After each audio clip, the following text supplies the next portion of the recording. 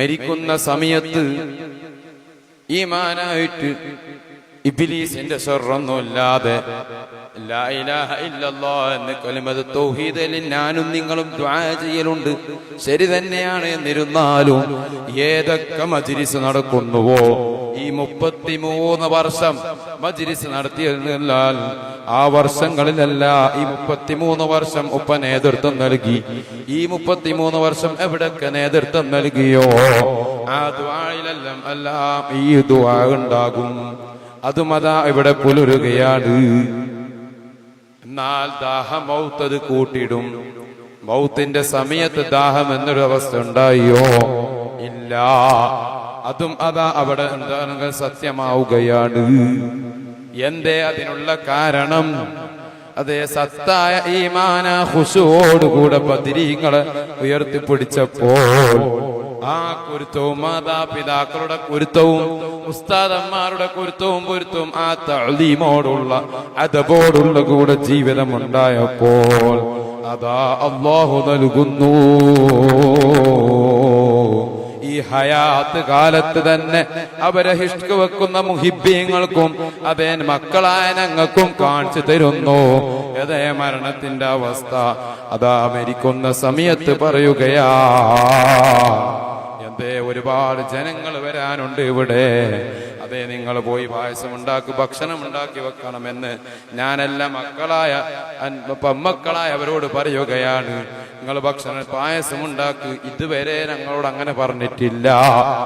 അതാ പറയുന്നു, ഭക്ഷണം ഉണ്ടാക്കി പായസം ഉണ്ടാക്കി ഡോർ തുറന്നു വെക്ക്, ഒരുപാട് ജനങ്ങൾ വരുന്നുണ്ട്. എന്നിട്ട് പറയുന്നു, ഗൗസുല്ലാൻ തങ്ങളുടെ അടുത്തേക്ക് ഞാൻ പോവുകയാണ്. നിങ്ങളൊക്കെ ഞാൻ ഏറ്റെടുത്തിട്ടുണ്ട്.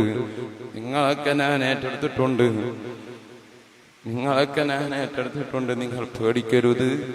ഹിമ്മത്തോടെ നിൽക്കണം. വളരെ കാലം നോക്കണം. ഉമ്മാനോടൊക്കെ പറഞ്ഞതാ അന്നവിടെ കടത്ത് എന്ന് പറഞ്ഞു. അവിടെ റൂമിൽ കടത്തിയിട്ടതാ പറയുന്നു. ഞാൻ പോവുകയാണ്. ലാ ഇലാഹ ഇല്ലല്ലാഹ് അല്ലാഹ് അല്ലാഹ് അല്ലാഹ് എന്ന് നിവർന്ന് കൈവച്ച് മരിക്കുന്നു. ഇതെല്ലാം അവിടുന്ന് നേരത്തെ പറഞ്ഞതുപോലെ ബദരീങ്ങൾ ചെയ്ത ഖുശൂ, സത്യം, ഇതൊക്കെ ഈമാനായ ഈ അന്നൽക്ക് കൊണ്ടുവരുന്നതിന്റെ ഒരു പൊരുളാണ്. ബഹുമാനപ്പെട്ട താജുൽ ഉലമയും ബഹുമാനപ്പെട്ട ഖുറത്തു സാദാത്തും എന്റെ ബാബ അതുപോലെ ഇവരൊക്കെ സ്നേഹിച്ച് അന്നൽക്ക് തന്നെ വഫാത്തായ ഈ സ്ഥാപനത്തിലെ സാരഥ്യമായ ബഹുമാനപ്പെട്ട നൂറുൽ ഉലമ ഉസ്താദും ആ അദബ് വഫാത്തിന്റെ ശേഷവും നിങ്ങൾ മനസ്സിലാക്കേണ്ടതുണ്ട്. വന്നില്ലേ? മയ്യത്ത് നിസ്കാരം ഇവിടെ നടന്നില്ലേ? ഇവിടുന്ന് ആശീർവദിച്ചില്ലേ? എന്നിട്ടോ ആദ്യം ബാപ്പാന്റെ അടുത്ത്, എന്നിട്ടോ എം എ ഉസ്താദിന്റെ അടുത്ത്, എന്നിട്ടോ അതാ അവിടുന്ന് അങ്ങേയറ്റം ഈ രൂപത്തിൽ കുരുത്തവും പൊരുത്തവും കിട്ടിയത് എവിടുന്നാ? അവിടുന്ന് പഠിപ്പിച്ച സയ്യിദ് മദനി തങ്ങൾ അവിടുത്തെ ഹദറത്തിലും പോയി. അതാ അവിടുന്നും കിട്ടിയില്ലേ? മഹാന്മാരുടെ അടുത്ത് വെച്ച് ജനാസ നിസ്കരിക്കുന്നതിന്റെ ഫദ്ല് കിതാബിൽ പറയുന്നത് കാണാം. പാപത്തിന്റെ ശേഷവും ഞാൻ നിങ്ങൾ മനസ്സിലാക്കേണ്ടത് ഇവിടെ അതാ ആ ജനാസ നിസ്കരിച്ച് എന്നിട്ടോ സേവനിച്ച് എവിടെയാണ് അള്ളാഹുവിന്റെ ഖളാ ഖദർ ഉണ്ടാവുമല്ലോ, അവിടെ അതാ മടക്കപ്പെടുകയാണ്.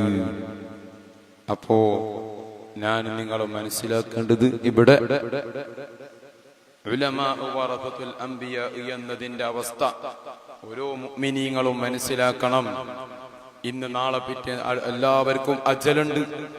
അജല് വഫാത്താകും, ശരി തന്നെയാണ്. പക്ഷേ അല്ലാഹുവിന്റെ അങ്ങേയറ്റം ഇഷ്ക് വെച്ച് തഖ്വയോടെ ജീവിച്ച് അന്നൽക്ക് തന്നെ മരിച്ചാൽ ഈ കാണുന്നതായ അഫറുകൾ ഉണ്ടാകും.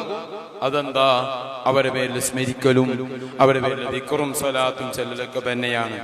അതല്ലാതെ ഏത് ആലിമും അല്ലെങ്കിൽ ഏത് സയ്യിദും അങ്ങ് വാനോരം ഉയരുമ്പോൾ ഒരു കുശുമ്പ് വെക്കലോ അല്ലെങ്കിൽ അസൂയ വെച്ചോ, അല്ലെങ്കിൽ ഹസദ് ഉണ്ടാക്കി, അല്ലെങ്കിൽ പരദൂഷണം പറഞ്ഞ്, അല്ലെങ്കിൽ ഫിത്നയുണ്ടാക്കി ആ തങ്ങൾ അങ്ങനെയാണ്, അല്ലെങ്കിൽ ഈ തങ്ങൾ ഉയർന്ന്, അല്ലെങ്കിൽ ഈ തങ്ങൾ എന്ന് വെച്ച് മനസ്സിൽ വെച്ച് നടന്നാൽ അല്ലാഹു ഈ പറയുന്ന തങ്ങളായാലും ശരി, കേൾക്കുന്ന നിങ്ങളായാലും ശരി, റബ്ബ് വിടുകയില്ല.